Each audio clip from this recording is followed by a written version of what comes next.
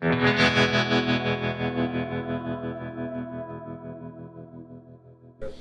all right. Well, my name is Jeremy. I'm with the Mama Tried Show and Flat Out Friday. This is our podcast, our weekly podcast. Podcast number 40-something. We know that much. Before we begin, special guests to be unnamed currently, we like to begin our podcast just by getting caught up. If my partners were here, Scott and Warren. Actually, where are they, Scott and Warren? Warren's in the other room. He's busy tonight, though. Scott's at a family reunion. And Scott's in the family reunion. But I can carry the flag. I think I'm competent enough to carry the flag here because I know about the Build program little bit. You know a lot about it. Well, I know some. I want to zoom in on the details. That's what I have here, some notes to fill in what I don't know. But before we even begin interviewing you, I'd just like to talk to the 11 listeners out there and let them know that this past weekend we had the Harley 120th. Mm-hmm. Mm-hmm. How would you guys rate that, just objectively as a whole? How do you think that went throughout the city? I think it went fantastic. I did too. I mean, I've been around since the 75th, and I actually didn't. I felt like there were more international people here this weekend, going back to maybe the 100th. Yeah. Well, you weren't here? No, I was here. Oh, you were here. I've been here since the 75th. Since the 75th, yeah. Working most of them up until the last two. So. How were the numbers, you think? I think they're outstanding. Oh, yeah. And you had a sellout for Foo Fighters that was projected to be like 46,000 people at Veterans Park, and that's just that one location. Because I feel that the city of Milwaukee, the world, was looking for a failure. Does that make sense? You think so? They were all kind of looking for what's the narrative going to be, and Harley did a great job of getting through the weekend without a problem. Yeah. And I think that we're all looking for problems. We, meaning, I guess, perusing social media. When there was that storm on Friday night, I thought they were going to maybe cancel Green Day, and I thought that was going to be it. That was going to be... Yeah, I was down there for Green Day, and, you know, the crowd was ready for rain, and the artists were ready for rain.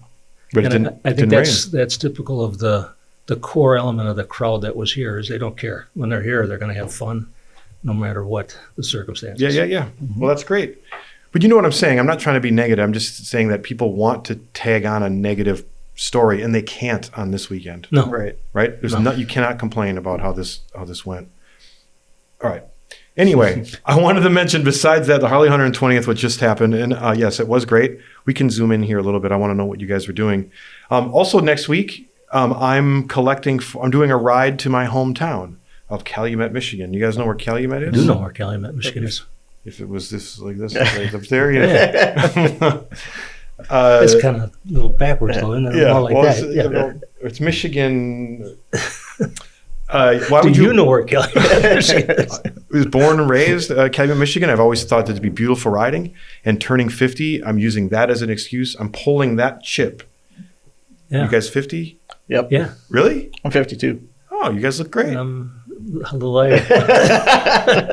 I'm pulling out that chip like, hey, I know I can only use this chip once. Go on a ride with me to Calumet. Are they expecting you in Calumet? Do they know you're coming? I don't know if it's quite the fanfare that you think it is.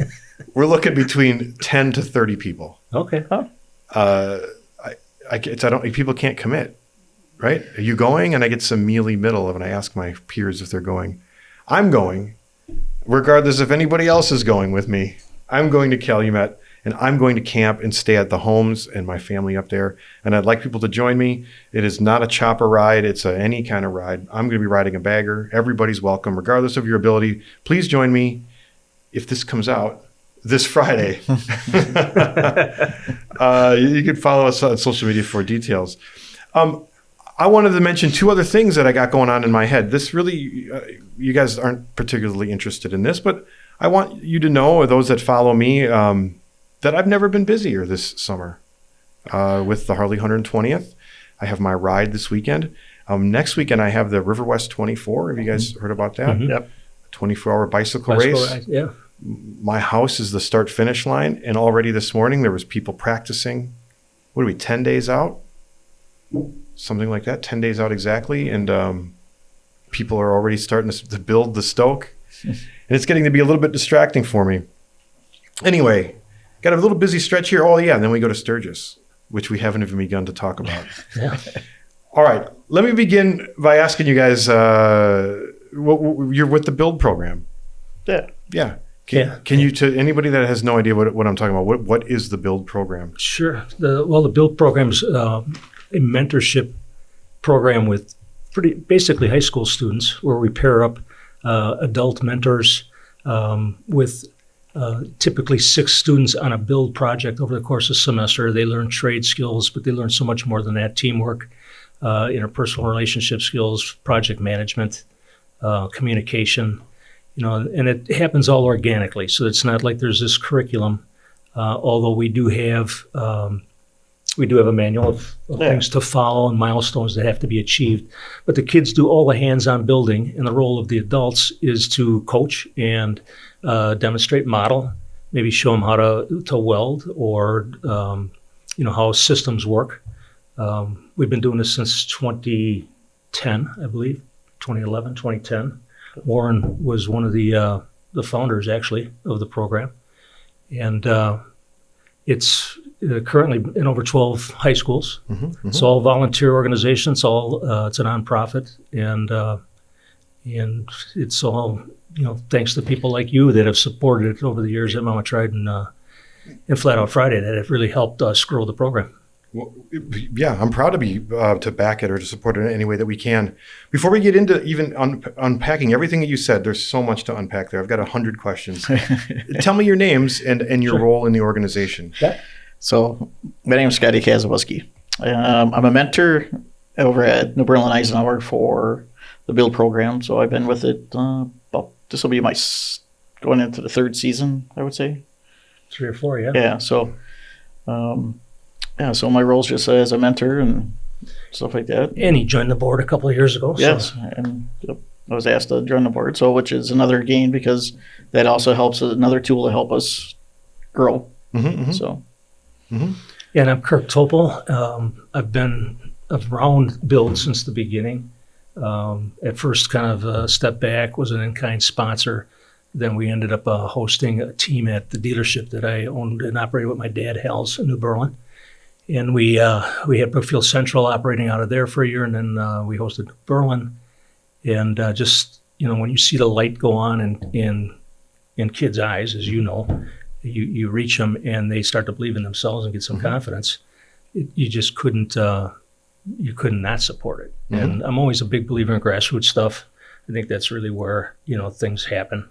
So yeah, I was stuck with it. I got involved in the board around 2013, 2014, and we've just like a number of the people involved with the program at any level, we just want to make it stable and sustainable. So I just want to talk about the organization itself, the successes you have being a teacher and the kids and how it works day to day is another set of questions. I just want to know about the history of the organization for a little bit. For me personally, and then I also think it sets some good context. Is the Build program is this Milwaukee, Wisconsin unique? Yeah, I think so. Yeah, it's as far as I can tell, I did some research to try to find out if there's other programs like ours, and I haven't found anything that's anything remotely close. There's on a car. I saw Slinger Speedway has teenage racing. Did you see that high school racing league? Kind of the same? I'm not aware of how deep that goes into the schools itself in terms of building cars. But we have been a part of a kind of a national outreach that was initially started by a community garage in Cleveland, just trying to find, surface people and organizations like us. And while there's some that are doing things around custom bike building or drag racing, it's a lot smaller exercise than what we're doing. So I don't know that there's anything quite set up like ours. Like I said, I went down a rabbit hole one day, and when I first joined the board, I was like, here we go. And then I'm like, man, this is... So it's a I don't want to say Milwaukee, it's a Wisconsin creation. Yeah. Yeah, I believe so. Actually, its roots go back to a ride that I believe Warren could speak more accurately to it, but he was on a ride with Tim Dixon, who's with Aaron Horse Hotel. and they were heading, I believe, to Sturgis at the time, and went through Minneapolis and saw a similar exercise. I don't know if it was affiliated with Donnie Smith's bike show, but they were doing custom bikes that were shown there in a small competition, and that gave them the idea, like, hey, I mean, there's a huge need in the trades, for skilled people. And be quite honest, there's a lot of young people they don't have any aptitude, or they don't know what clockwise means, or never held a wrench in their hand. So that's kind of where its roots sprang up from. You talk about a board. What does that mean, a board? Well, it's kind of a steering group. Again, we're all volunteers, but there's a lot of work that has to be done to organize it. To organize anything, and fund it. Yeah. Make it sure you're legal. Make sure the accounting's in place. Sure. Insurance. The politics of the school system. Yeah. The safety of the kids.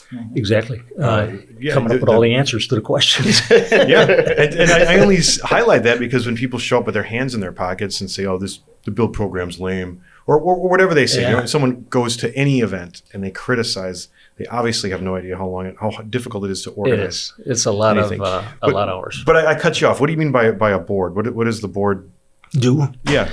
Well, I think we kind of see ourselves as stewards of maintaining the integrity of what it is that that it's been. And we have recruited people that have a variety of skills. So we actually sought out a mentor because we needed that, that expertise and opinion of what was going on with the teams at board meetings, so we could make faster decisions and more correct decisions. But we've got people that are involved with marketing locally. We've got people that have industry experience, dealership experience. One of our board members, Chris Ripstein, was head of North American dealer training for Harley for a while, created some of the programs for techs, and actually was Harley's judge at Team Skills USA, if you're familiar with that. No. It's kind of a high school competition for auto shop programs, and he oversaw the motorcycle side of it on the national level. So we just got a lot of people with various skills. Yeah, well, it sounds like it. It sounds like it. What are the rules to build? Because it is a competition, is it not? I mean, loosely, it's as much of a competition as Flat Out Friday, I suppose. It's a loosely, right? You don't win anything, but you are trying to bragging rights and a trophy. Your bragging rights, which is a lot, and you want to show the best amongst your peers. Exactly. So it is a competition. Exactly. And what are the rules to the competition? And there's competitions within the competition. Okay. Because you'll have mentors. Explain that. That take the racing aspect of it a little bit more seriously. Yeah. And there's others that focus on the whole big picture. So. Yeah, there's it's all friendly though, because everybody involved at every level is part of the motorcycling community. So that's what's really cool about it. But to answer your question, it is a points-based thing where they have to reach certain milestones to get certain level of points. And really, basically, the points are broken up in thirds, where the most amount of them come at the end of the program, where there is a pit crew challenge at our finale, where kids are lined up against each other and against the clock, and they're given a challenge, and that's to demonstrate what skills they learned in the program. Well, that's just one of the many challenges. It's one of the many challenges. When they show up, I've been to that. They show up that day. Are they told, no, okay, I need you to change the rear wheel? No, they don't know. No, and the mentors don't know. Yeah. And in some cases, the board members are held. You just pull out. What are some other things? If you're not changing wheel, what are some other things you'd have to do? We've done handlebar change. Yep. We've done oil changes. We've done front wheel swaps. Those are some of the things I can think of off the top of my head. Yeah, like I said, I'm going by just the last couple of years of stuff, so. Exhaust change, I think we did. Right. Yeah. Start at the beginning of the season and pretend I am a high school principal, if you will, and you're coming into my high school and you want to start a Build program at high school X. Tell me the timeline. How does it start, and how do you get to the Pit Crew Challenge, which is midsummer? Yeah, it can start as early as the fall, in September, October, and this is kind of happened as a result of a lot of high schools having clubs form at that time of year. And this is really a club experience from an administrative level. So there'll be some recruitment going on. Scott can tell you some of the things they've done creatively to recruit kids and make it more of a learning exercise. Well, are you a teacher at New Berlin? No, I'm actually a head custodian. Okay. Facilities But you're in the maintenance. community, and so you know the kids, you know the teachers and the staff, and Yeah. Yeah. So when I was a custodian over at Eisenhower, where we were based out of, I got to be kind of, I guess, in the clique of like all the teachers and all the admin and stuff like that. So which actually helped, Yeah, there needs to be a school component to the team. So there needs to be an administrator, somebody who works for the school system, so that the communication with the kids and parents are all above board. But after kids are recruited, they can start meeting November, December, and doing some planning. One of the first milestones is they have to submit a design of what they want their bike to look like, and it's totally their call. The kids can make it look like anything they want it to look like. so you're the teacher, or the what do you call it? Mentor. The mentor, and you're meeting in mid-September. Yeah. You're trying to get some kids excited about it. Yep. And you have them all draw out a motorcycle. Yeah. So what we've done in the past is once we started getting some kids interested before the actual program started, we'd get them in there. We started looking at the bikes, and then we would just tell them, be like, go on the internet, look whatever you can imagine that you can build with a flat track. And then they would each kid would actually have his own idea about the bikes, and then they would actually collaborate and try to, try one bike of all their ideas. You use the word flat track like people in New Berlin know what this word is. Flat track is, yeah. I mean, how do you even connect the basic vocabulary with the kids? You know what I mean? When we basically kind of give them a short version of what a flat track racing motorcycle, like the short version of education. Okay, so we were like, okay, a flat track motorcycle is this, and then we started educating them on some of the stuff of the dynamics of a flat track racing motorcycle is. So then they have an idea what they're, they start. Some of the kids go down the rabbit hole pretty hard, and they really start, and then they started schooling me on stuff, and then I'm like, okay, so, but. Yeah, we try to educate them a little bit of the background of what they're going to be doing, with the build program. And in your case, you have bikes you've retained from previous years to show them what a finished product looks like. So they use those for recruiting. Because every semester they build a bike. Brand new one. Yeah, right? Yeah. Okay, so let's continue on that timeline because this will come out then. So you get the kids stoked. You got 10, 15? I don't know. What's a good number? Yeah, you try to get that. I think because of attrition. You got to start with 15, so you end with 8. Yeah. Is that it? And there's other roles for them to fill too. Yeah, sure. So not just mechanic or right. Okay, so we're looking at October. What's coming up next on our timeline for the build program? So basically, once we start getting kids recruited, and we have our, like how we do it over at Eisenhower. So like once we get the kids interested and get them signed up, we actually have a big meeting with the parents, with the kids, kind of explain the whole program and how we do things, and explain, the whole dynamics of, what we expected of them. And answer questions parents have, sign off, liability waivers, that sort of thing. And then, so by that time, we have an idea how many kids are actually really going to be involved with the program. So, like, for instance, like last year, like I told Kirk, I said, we were going to take on 2 bikes. I think we could have got enough kids, which we got enough kids to do it, and then some, but we had to turn some away. But the dynamics were get as many kids and get everybody involved that they can, because if they couldn't make it this year, they would always have next year, because there's always kids that are always revolving every year. So. And you want to recruit young because it helps the sustainability if you can get somebody who's a freshman that can stick around for a year or 2 and then mentor the younger kids. So after our meetings, you do all that stuff and get it out of the way before Christmas break, because the bikes come right after the holiday. Okay. And there is a fee that has to be, it's a pay to play to some extent. Who pays? The kids pay the fee? The school pays the fee?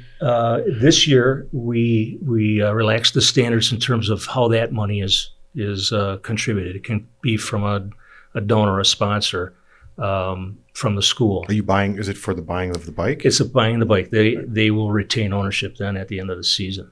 And then there is another fundraising component that is for their $500 capped budget for what they can spend on the bike, outside of what we give them to construct it. But they get their bikes in typically mid-January. They submit their design, they send a team photo in, and then they start constructing their project. Mm-hmm. And there's rules to that start construction of the project, right? Yeah. What are the rules? Yeah. Well, there's things they can't do. I didn't know there's a cap. There's a financial cap. It's a financial cap. Okay. They have to keep a budget. They have to turn that budget in for points. That's typically done around the time we do a dyno shootout. So let's just pause because I organize competitions, Yeah. and I'm always looking for the holes. yeah, So that someone can't complain and and so are embarrass all me. the students and the vendors That's right. and the parents. So I'm in there and I see Rufus King's bike up on the dyna, Yeah. and I see I'm looking over their receipt, and I'm like, wait a minute, I don't see nothing on here about a clutch or that exhaust. You know, They can pretty much do anything that they dream up of outside of the engine itself. They cannot go into the there's engine. no internal modifications. No internal Right. modifications. But you can exhaust it up and You can exhaust you it can up. tune it up and tune it up. Anything you can do on the outside of the motor, basically. So And they have to run components that we provide them. So we do give them, this year we gave them a programmable ignition system that only had so many settings on it. So that's a leveler of the competition to some extent. let's go back to the bike. For a while there, they were using 125s. We were using 175 Hondas for a number of 175s? years. We had a year with 350 Hondas, and that was some great learning experiences because then we were in the motors, but we just could not grow the number of teams because we were having trouble finding the bikes, and what we were getting, we were paying a lot of money for stuff that was pretty ragged out. We had a nice relationship with MATC for a while. They had a class that was redoing the motors in the fall, and we were giving them high school kids fresh motors in the spring. But ultimately, we were very fortunate to get a sponsorship deal with Royal Enfield, and they're providing us motorcycles on a 3-year deal with a cap to how many we get. And it's not an exclusive relationship. So as long as we're running 60% Royal Enfields, we can add other brands, which we've added Harleys the last 2 years. What happens to the old bikes when you guys build them? well, That's perfect. Great question. some teams will hold on to them and they'll give them to their mentors. They'll take them as souvenirs, or a kid will end up with one of them. What we've done in the past, because we're accumulating them so much, so we've actually raffled off one last year, which we're thinking about doing the same thing this year. Always trying to move one to kind of keep it going and then Sure. have somebody else enjoy it. And there's a lot of people that actually, believe it or not, that actually want the bikes. But Yeah, there's a market for them. But what really, really would like to see is them raced, Yeah. because that's good for our program, for people to see them out there on track. And Scott actually put a off-season program together this year for the first time that is running at Beaver Dam Cycle Club this summer. First race is actually Saturday. So that's an optional thing, but it is a Wasn't there a race earlier for Build? yeah, Did which it is a rain part out? of the points. No, it wasn't. It ran. ran? It did run. But you're running it again Yeah, so this Saturday. Yeah, so what we're doing is the idea was behind it is to keep the mentors and the kids connected, and Over the summer months. yeah, and then plus also hopefully it would grow more and eventually blossom into something that Sure. we can, And they can modify those bikes. yeah. But what if it was just brainstorming? We went to the District 16. You ever go to those meetings? And you got a build class.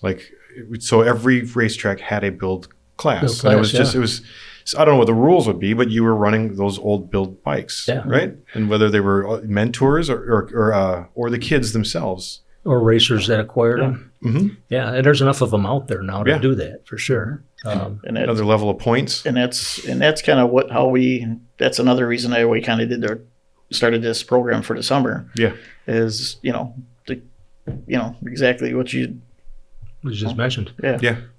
I got a couple questions here as we're listening to you guys. I call this unpacking, by the way. Royal Enfield. So the international company of Royal Enfield, although it has a base here, is giving you motorcycles. Yeah, isn't that amazing? That's really amazing, right? It is. Not only motorcycles, but they give us a parts allowance. and a budget, a modest budget, but Yeah. it's And they've beautiful. got to be stoked. I think so. Unfortunately, when we put that, Kevin actually and Chris Steele put that deal together, and it was going right into the pandemic. So, I don't feel like we were able to give them their money's worth, the first year of it, because the program actually had to be halted when the schools shut down. Right. And we restarted 2 years ago, and that was an exercise. But we got through it. My son was at the King program At that with time? my two sons, Loyal and Ezra. Okay. Ezra's not my real son, raced, but the yeah, he Rufus did. King bike. Yeah, did he? Ezra's not my son, although he's on my taxes because they're always together. But my point is, seeing it from a parent. I guess what sparked it was the disappointment of that COVID year. That my kids were just junior year. He was just kind of rising up as a mentor, and then it fell flat. But my son here is just, you see him, he's working on that panhead right outside there, and those are skills. He didn't learn exclusively with you, but he learned with you, and he was able to, because in high school, at King High School, he was in the flat track, not a word that's used. And motorcycling isn't really that popular, right, amongst the kids. So it was great to see my son using this language and having a motorcycle in his classroom that they worked on. I think it is getting more visible, but you're right. It's not. And we started a program with road racing. Yeah. But really feel like flat track is a way to get younger people involved in it earlier. Let's continue on that timeline. So they build the bikes, and you have your first. The first competition is the they have to Diana submit competition. a mock-up of the bike together. Yeah. Then they have to submit a mock-up of the bike running that secures them a preferred spot in the dyno competition. There's the dyno competition. Then we actually go to a racetrack and have a race. So there's the opportunity for kids to actually experience that. And they're not watching. They're the pit crew. Yeah. And then from there, it's the finale in the Pit Crew Challenge. Isn't there a best or a customer or a there's a fan, people's choice. People's choice on the paint job or something? Yeah, that's part of the finale, or it's a separate event if we have the time in the semester to do it. And so the students get points too with their social media marks? Social media, that's a separate award, but it is part of the overall points. So you're doing some creative things there, but it also helps us get some visibility for our sponsors.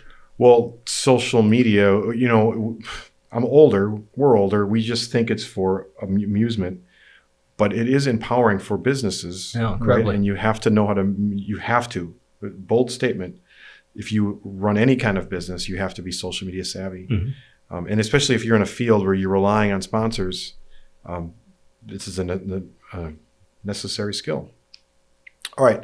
I feel like I understand the organization now. Okay. From the Build program. Let's pause that for a second. Why don't you guys tell me a little bit about yourselves? Okay. And because why do this? Why, it's a volunteer. Why go through the complaining of the students, the complaining of the competition, giving up your time and efforts? What keeps you doing, and why'd you get involved?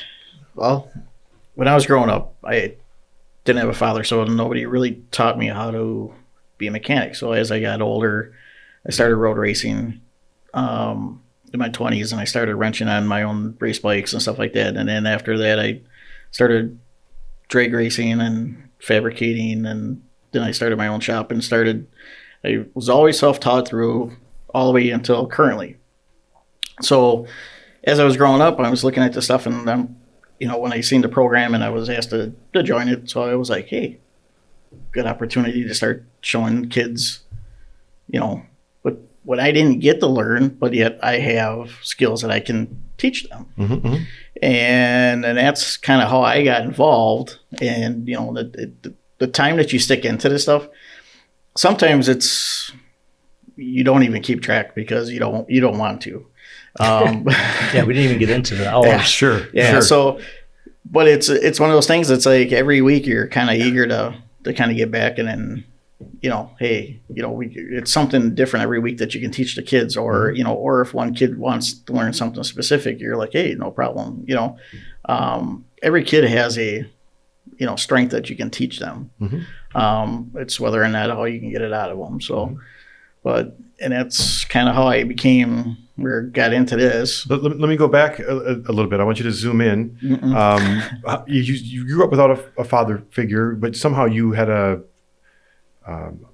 you were pushed towards gears, towards motorcycles. What make that connection? It was automotive, wasn't it? Yeah, it was. Well, when I was a kid, I was always I grew up on the south side of Milwaukee, so I always used to watch the street racing behind Southgate Mall. Here we go. What do you mean always? You say it like we should know about this. Well, I don't know. Southgate Mall on 27th in Oklahoma? Yeah. What do you mean behind there? By Leon's Custard? Yeah, so behind the mall, back in the 70s, so it used to be just a street with no houses back there, no nothing. So they used to street race back there. So, and we just happened to stumble upon it as a kid. And as I got older, when I was 7, 8, 9, 10 years old, I was watching them street race. And as I, got older, I'm like, hey, and then my friends were into cars. And then I got my first motorcycle when I was 15 and rode it to school, and it just kind of evolved from there where, I got into street bikes a lot. And I was, So you had a crew. Yeah. Your buddies. So I want to zoom in a little bit on this street racing. Feels it was something like, why would the cops not put up cement barricades or close that street? Or well, I think eventually back there it was things were loose in those days. Yeah, it was pretty. Yeah, I mean, you got to remember I'd say mid to late 70s or early 80s. I mean, it was pretty still open where. 6th District was miles away, and then I thought isn't the police station kitty corner from there? Now it is. Oh, yeah. Okay. So, but this was back in the 70s and 80s. Okay. So you got to remember, I'm 52, so I'm going way back. So and you knew that every Saturday night you knew there'd be some action there. Yeah, Friday, Saturday night, we just ride our bicycles up there, and then we'd sit around. Did they do it did they drop the handkerchief? What were they doing? They would just do it like a flight, their arm drop and stuff like that. And that's so great. Yeah, and it's cool because it's as a kid. Yeah, that's powerful to see it in the city. Yeah, and then you're like, man, this is, And so it kind of, as I grew up, my favorite car was a 70 Chevelle. Mm-hmm. And that's all I kept thinking. I'm going to get older, I'm going to own a 70 Chevelle, I'm going to race it, and, And then it's and then you get into motorcycles or get into something. I was into go-karting, mini bikes way back then, stuff, and it just. Sure. This is a continuation of yourself. Yeah. Mm-hmm. And then I'm going deep here. Uh-oh. Then maybe, the absence of your dad and you're bringing back, right? Yeah. So, and funny you say that because my mom always yelled at me when I used to street race when I had my cards. She's like, "You're just like your father," and I'm like. You know what I mean? You kind of get taken back. You're like, is that good, bad? Yeah. And then, so my dad had a 57 Ford. So, and he used to street race back, in the early 60s. So, and that's, my mom was just like, well, I didn't want to say anything because you're already, so, but. It's in your genes. Yeah. So it's I think it's every now and again, you get, you have a mechanical ability that's hidden and then it kind of comes out, Sure. Yeah. So, but yeah, so that's kind of Where'd you go to high school? I went to Nathan Hale. It's St. Francis? No, it's up in West Allis. Yeah, West Allis, which actually we're looking to onboard as a new team this coming year. Yeah, so. Yeah. Got it. Well, thanks for sharing that story. Yeah. I can just comment on one thing Scott said that made me think about. There's just so much. I mean, I'm sure stuff like that happened in a lot of cities, especially in the Midwest. But there's so much talent, mechanical expertise in the Milwaukee area, and I think that's what really drives the health of this program. Yeah. There's just so many resources to tap. Mm-hmm, mm-hmm. And people are dying to pass that on. Because we have this motorsports passion, we have this mechanical passion. Yeah, absolutely, absolutely, and it's just a incredible environment for us to be here doing this. Yeah. Mm-hmm. I think it's a great testament that we have. I don't know. What we have 5, 6 racetracks within an hour of the city that are still active and vibrant. And all types of different, racing, and national visibility as well. So, yeah, incredible. Tell me about your story. It's some similar things to Scott. I started riding dirt bikes. My dad actually was He worked at American Motors for a while. Then he was selling cars for my family. Was in the was the first Rambler Nash dealership in Kenosha, and part time he was selling Hondas and Triumphs at Ace Honda. And I came along, and my mom made him give that up. But as I got older, I think he saw in me an opportunity for him to get back in it. So we got some dirt bikes, and ultimately he got tired of kicking and got into street bikes, and I got the dirt bikes. But I was one of the few kids in high school. In Milwaukee? This is in the No, I was city? in Kenosha. Okay. I grew up in Kenosha. Rode. And you had space to do this? Yeah. Yeah. Yeah. Yeah. Oh, Grew up in and the American city. Motors, by the way, I got to stop. American Motors was in Racine, right? Probably Kenosha. the number one Kenosha. in Kenosha. Kenosha. It was the number one employer, I'm guessing, at that Yeah. time. Yeah. They were making Engines, what was it? transmissions. Chrysler ended up ultimately buying the. And then in like Manufacturing facility. 89 or something, it was they closed the doors. Yeah. Empty lot. No. What is that? Amazon now, or what is it? No, it's I think because of hazardous materials, which they're cleaning up. It's just a vacant property, but it's in the city. It's an urban area. Mhm. But yeah, I grew up in the city. My parents moved into the country when I was like 15, and I didn't like riding the bus, so I'd ride a motorcycle back roads to school. And ultimately, my dad and I did a lot of riding around the Midwest, going to dirt track races. So we were flat track enthusiasts. Just as a fan? Yeah, just as a fan. And at that time, what year? Give me what year are you talking about? That was like 74, 75, 76. So that's when there's dirt track races every night of the week? Yeah. Santa Fe? Santa Fe was going into the early 80s. We used to do that every Wednesday night. I'd go down from Milwaukee. Give me some more. What else was there? Well, there was Elkhorn was going strong. Oh, yeah? We'd go out to up to Wausau all the time. Cedar Rapids, Pecatonica, and Henry. A lot of races in Northern Illinois. Was Beaver doing a thing? Beaver was, but I didn't go up to Beaver that frequently. But yeah, there was a lot of opportunity to see that stuff. We're going to get into that, I think, next week. I think Bert Sumner is our guest. Good. Bert Sumner is going to smash us over the head with Oh yeah, 70s and 80s flat track history. he's got it. Him and his dad for sure. Yeah. So you went traveling around with your dad. You guys are flat track. Your dad was not a flat tracker. You guys just happened to connect over the sport from fans. We did. Mhm. We were Do you guys know that riders. you guys knew the names and Yeah. Oh yeah. Yeah. The racers for sure. Yeah.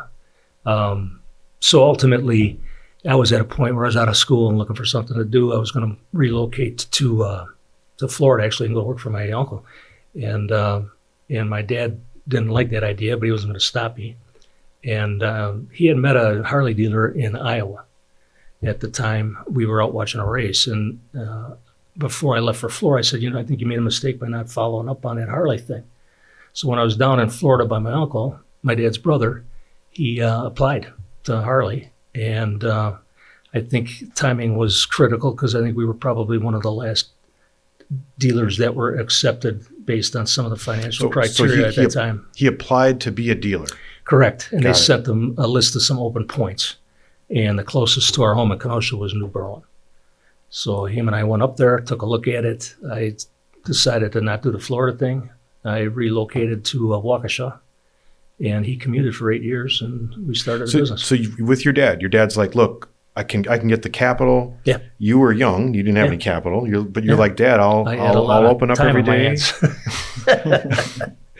Yeah, I opened and closed, and then, like I said, he commuted for 8 years before he moved up here. He ran he had a separate business in Kenosha at the time, but timing was just right for us when we got in the motorcycle business. And you forged your way. You did the hard work, and Hales was a flagship for a little while there. Is that fair to say? Yeah, I think so. I remember going there for the 95th. Yeah. It was before we had the museum. Yeah. Our first big party was the 80th, actually. We came on in 78, and that was Harley's 75th anniversary, and we were invited to a picnic. The company rented the whole Elkhorn Fairground for a private race, and we were invited as dealers to that. That was our first anniversary. Yeah. Well, can I ask what happened to Hales now? Well, my dad That's probably another podcast, but it is no more. Okay. Well, what are you doing now? What I'm doing is a number of things. Actually, my role on the board is recruiting teams and mentors. So I'm spending a lot of time. Are you retired? I am retired, but I did go back to school. I'm going to be doing my student teaching at Watertown High School. So I'm pursuing my master's in business education. You want to become a high school teacher? I always, like a fireman, you got to go to the fire. No, but that's really, you want to become a high school teacher? I probably don't want to do it full time. No, I mean, I love it, and I'm not trying to sell you out of it. I think it's Yeah. absolutely the perfect job for me. It's just, I'm looking to get out myself because it's so much energy. It is. It's just on your brain, the stimulation to stand in front of 30 kids. Yeah. And connect with them. Absolutely. You had talked earlier, as to like why are we volunteering all this time? Why do we get into it? I think, I think for me, it's always been about giving back, and we talked about grassroots things. I think is really where the value is. My dad and I both did a lot of service work before we came up here. He was involved with Kiwanis. Right away, we got the ride to Elkhorn, the ride to the races. You talk about the Sumners. You can ask Bert about that. Between Dickie Betchkel and Racine and us, we would bring, 1,500 to 2,000 people down to an Elkhorn race in '79, which was crazy at that time to have that many bikes on the road at once. So, and that was all a fundraiser for muscular dystrophy. So, Yeah. Well, that's one great thing about the biker community is there's always a fundraiser involved, right? It is. Big hearts. Yeah, for sure.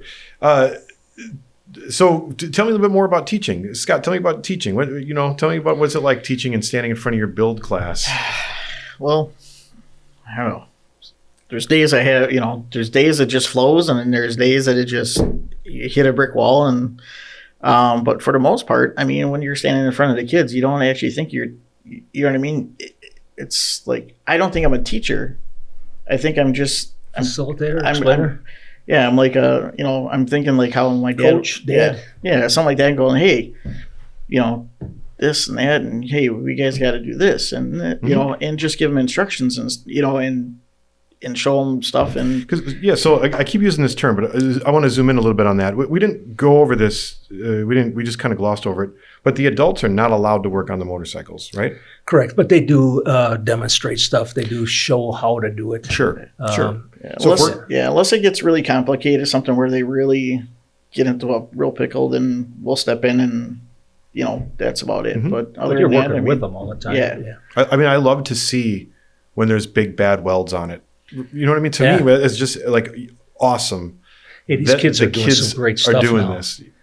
Things that happened in tech school when we were at that age, they have the equipment in high schools now, and it's just these companies today are going into high schools and setting up these labs because with Bradley Tech. Bradley Tech. I mean, Oak Creek is another one. Cedarburg. Because the industry is begging for employees. Yeah, exactly. Tradespeople. Yeah, and Harley too. I mean, to a large extent, I think part of the reason we've been able to get a lot of support from Harley is because they're looking for alternative avenues to get kids interested in becoming technicians. Does you get to choose if you get a Royal Enfield or a Harley? Is that how it works? The teams do, but again, we got to keep that 60-40 balance. Okay.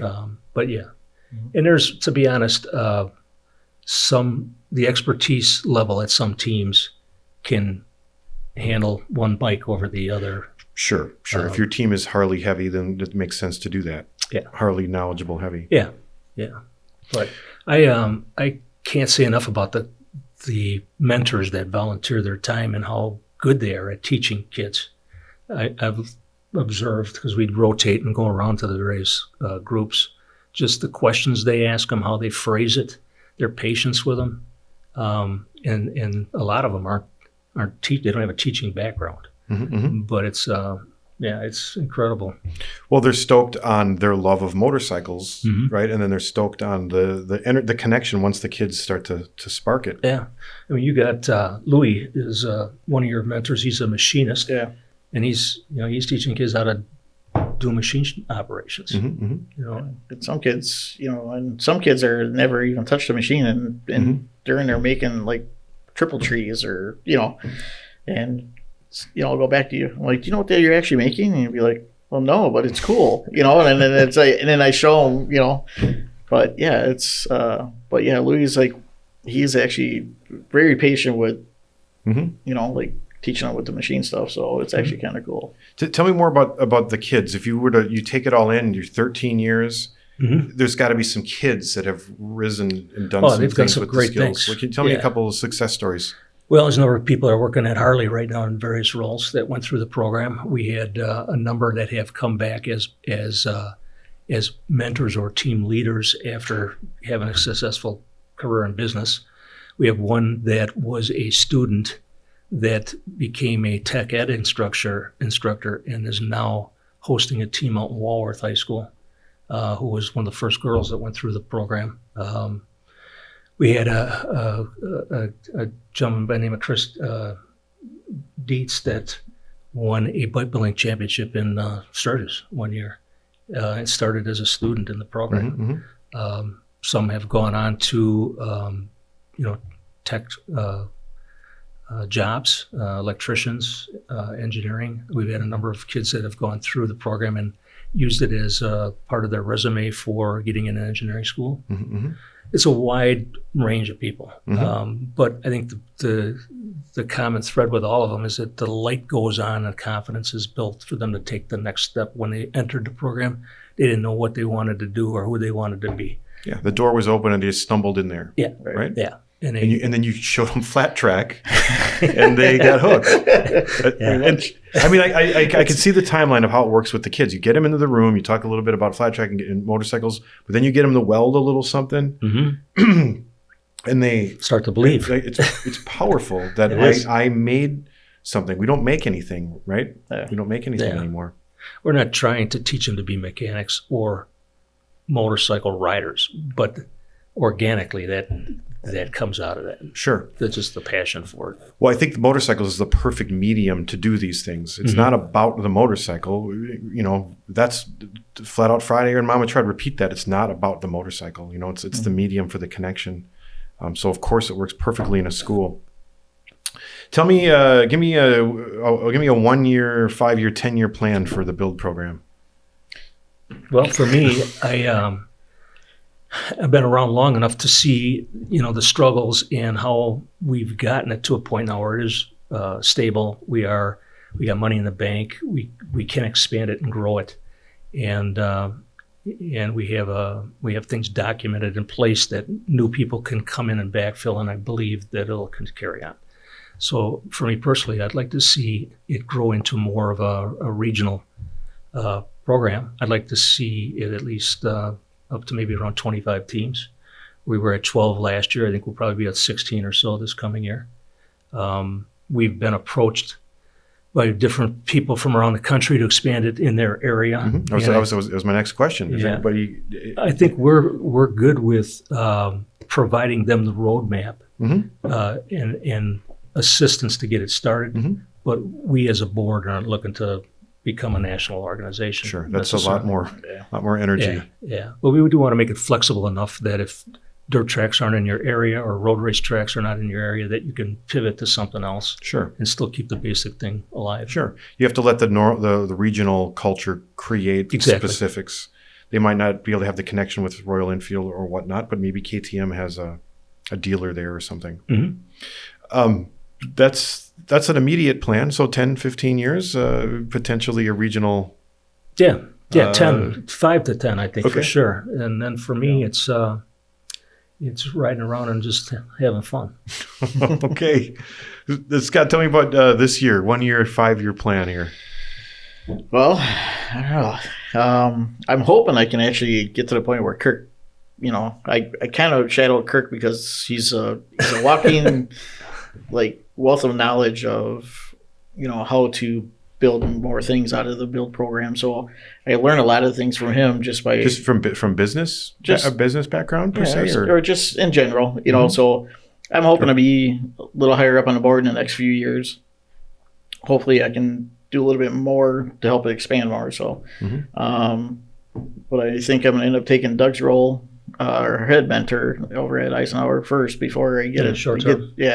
For the short time. But yeah, so it's so I'm hoping I'm still here in 20 years. Okay, and me too. If you keep getting rolled over booning races like you did last week, maybe not. We're going to talk about that. That's not crossed off yet. I was saying, you're saying you're looking to Kirk for the success, and of course you have a business background. You have the knowledge of owning a dealership and creating and working on motorcycles.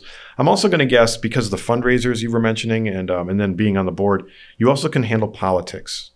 Yeah, it's a little bit of a dance there, but it's certainly something that I think anybody going into anything like what you guys have done or what we're doing, you have to pay attention to that. I mean, our largest fundraiser for Build has typically been Brewtown Rumble, and hosting an event. And the locations have varied the last couple of years for different reasons. But yeah, you got to deal with local politics, county.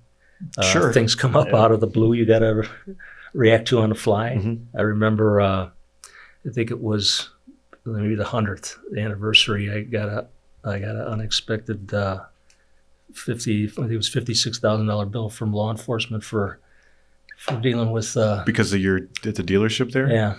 I told you I was there, and So it was pandemonium. It was a little unexpected to see that bill come across the desk. But yeah, you which is it's not the reason why you do the goodwill in the community, but when you you do that because it's who you are and what's your makeup. But when you do those things, you can have conversations with people and find some common ground to make the things you want to do for fun a lot easier to get done. And yeah, that's all a part of it for sure. We were talking earlier about what you did this past weekend. I don't know if we said it on camera or off camera, but I do have a highlight of my weekend involving you, Scotty. You were involved in the war run, and that's something I didn't even mention. The war run had just happened.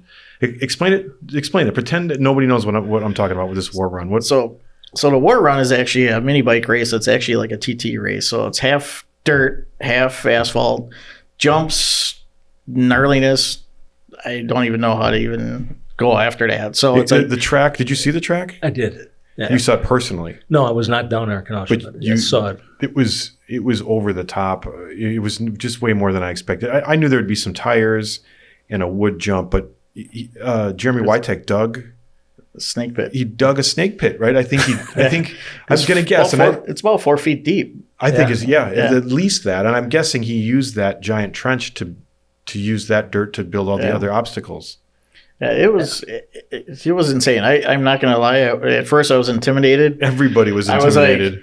I'm like, what am I doing here? I'm asphalt. What am I doing here? And then, describe the suspension on these bikes. Well, some are all like just none. They're all strictly hardtail front and rear, and that's the old school ones. And then you'll have guys that'll just have the front suspension, and then some guys will have a little bit of both. But not many. What do you have? I got a hardtail.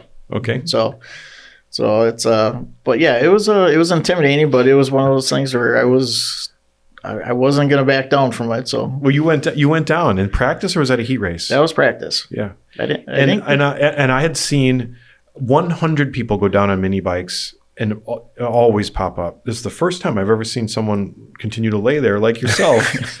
And like everybody's like, dude, get up, because it wasn't a particularly hard fall, right? No, I remember low siding because I came in and the dirt just grabbed me and just kind of went, and then I heard the coconut sound and then the